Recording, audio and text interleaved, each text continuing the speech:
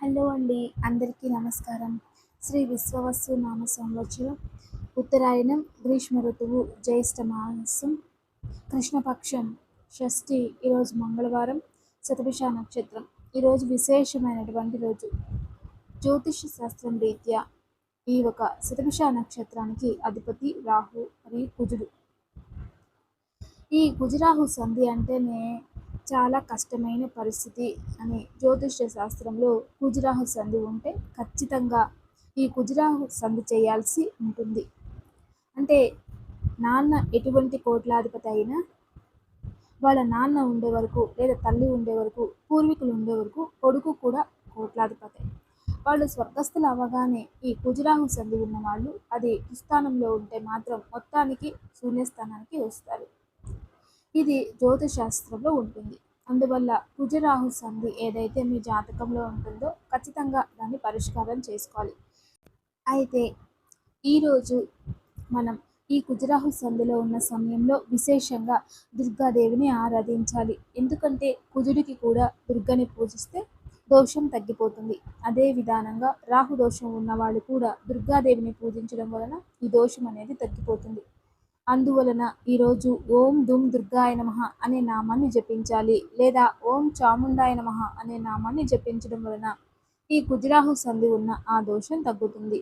రాహు దోషం తగ్గుతుంది, కుజు దోషం కూడా తగ్గిపోతుంది.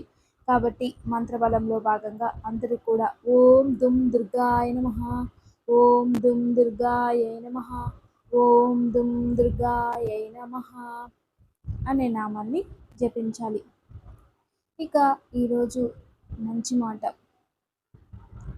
మన జీవితంలో కొన్ని సందర్భాలు ఎలా ఉంటాయంటే మానసికంగా క్షీణించే మాటలు కొంతమంది మాట్లాడుతూ ఉంటారు.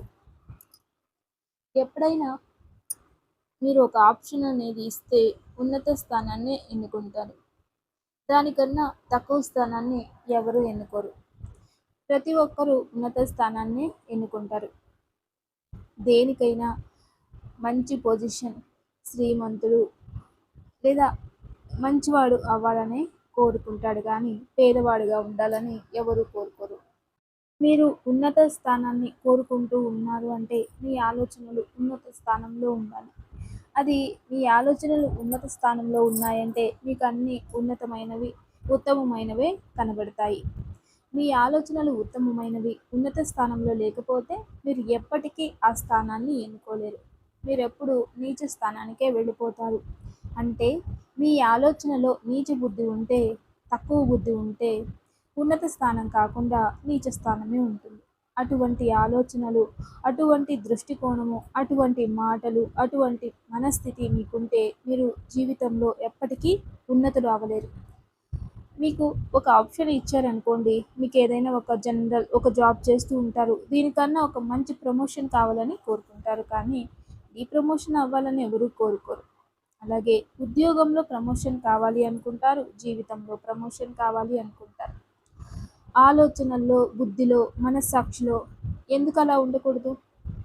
అవి కూడా మెరుగ్గా ఉండాలనే కదా. జీవితంలో పెరుగుతూ పెరుగుతూ మనం ఉత్తమంగా అవ్వాలి, ఉత్తమ స్థానానికి వెళ్ళాలి, ఉన్నతులు అవ్వాలి.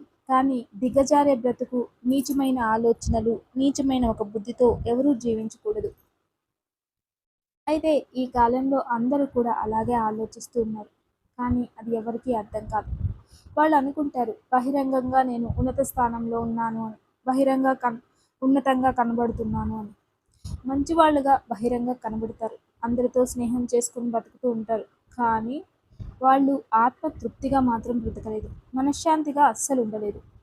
కాబట్టి ఇది అందరూ అర్థం చేసుకోవాలి. అయితే ఇక్కడ గమనించాల్సింది ఏంటి అంటే, ఎవరైనా చెడ్డోళ్ళ ఇంటికి ఎవరైనా ఒక వ్యక్తి వెళ్ళాడు అంటే అతను కూడా చెడ్డోడు అని అర్థం కాదు. అది పురుషుడు కావచ్చు, స్త్రీ కావచ్చు. అదేవిధంగా ఎవరింటికైనా చెడ్డోళ్ళ ఇంటికి వెళ్తే వాళ్ళని మార్చడానికి కూడా అయి ఉండొచ్చు, లేదా బుద్ధి చెప్పడానికి అయి ఉండొచ్చు, ఏదో పనిపైన కూడా వెళ్ళుండొచ్చు. అదే విధానంగా ఒక మంచి వ్యక్తి ఎవరి జతలో ఉన్నా ఎక్కడికైనా వెళ్ళాడు అంటే అతను చెడ్డవాడు అని కాదు. దాని నుండి అటువంటి ఊహల్లో ఉంటే బయటకు వచ్చి మీ మనస్థితి, మీ మంచి ఆలోచనలతో ఉన్నతమైన వెళ్తూ ఉంటే చెడ్డవాళ్ళల్లో కూడా ఉన్నతమైన లక్షణాలు మీకు కనిపిస్తాయి. లేదంటే మీరు అటువంటి నీచమైనవే ఎక్కువ చూస్తారు. అంటే వాళ్ళకన్నా దిగజారి బ్రతుకుతూ ఉన్నారు అని అర్థం మీరు. కాబట్టి ఇది అందరూ గమనించాలి. మంచిగా ఆలోచించాలి. మంచి వైపు నడవాలి. ఇదే ఈరోజు మంచి మాట. ఇక ఈరోజు తారాబలం. ఈరోజు నిత్య నక్షత్రం శతభిష నక్షత్రం అయితే అశ్విని మఖ మూల నక్షత్రం వారికి సాధక తార. ఈరోజు శుభకరమైన రోజు, ఉపయోగం చేసుకోండి. భరణి బుబ్బ పూర్వాషాఢ నక్షత్రం వారికి ప్రత్యేక తార. ఇదంత శుభం కాదు, జాగ్రత్తగా ఉండాలి. కృతిక ఉత్తర ఉత్తరాషాఢ వారికి క్షేమతార. అత్యంత శుభకరమైన రోజు, ఉపయోగం చేసుకోండి. రోహిణి హస్త శ్రవణ నక్షత్రం వారికి విపత్తార. ఇదంత శుభం కాదు, జాగ్రత్త వహించడం చాలా మంచిది. మృగశిర చిత్త ధనిష్ట నక్షత్రం వారికి సంపత్తార. ఆర్థికంగా శుభం, ఉపయోగం చేసుకోండి. ఆరుద్ర స్వాతి శతభిష నక్షత్రం వారికి జన్మతార. ఆరోగ్యంలో కాస్త జాగ్రత్త వహించడం చాలా మంచిది. పునర్వసు విశాఖ పూర్వ భాద్రపద నక్షత్రం వారికి పరమమిత్ర తార. అత్యంత శుభకరమైన రోజు, ఉపయోగం చేసుకోండి.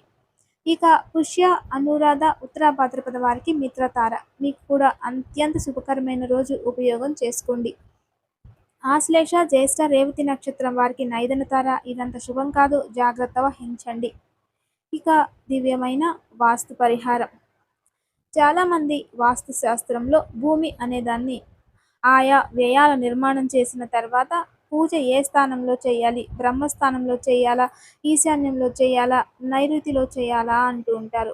ఈశాన్యంలో పూజ చేయొచ్చు.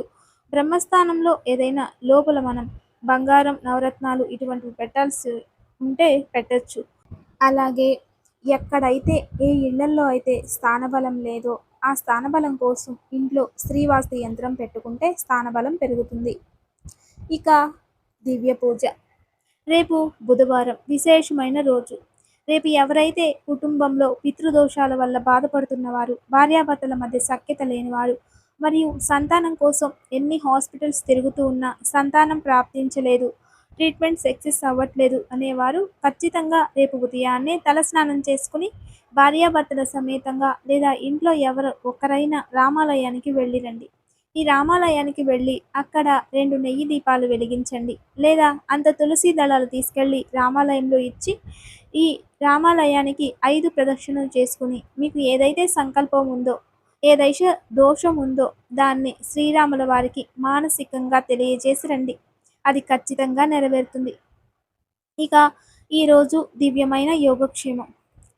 ఈరోజు సాయంత్రం మినప్పిండితో 2 ప్రమిదలు చేసి అమ్మవారి ముందు వెలిగించి 2 మిరియాలు తీసుకొని మన ఇంట్లో ఎవరైనా అధికమైన కోపంతో, అధికమైన ద్వేషంతో, అధికమైన కోపంతో ఇంట్లో గొడవలు పడుతూ ఉంటే వాళ్ళ పేరు చెప్పి అందులో వేసేయండి. ఆ దీపాలు కొండెక్కిన తర్వాత దాన్ని బట్టపడవచ్చు.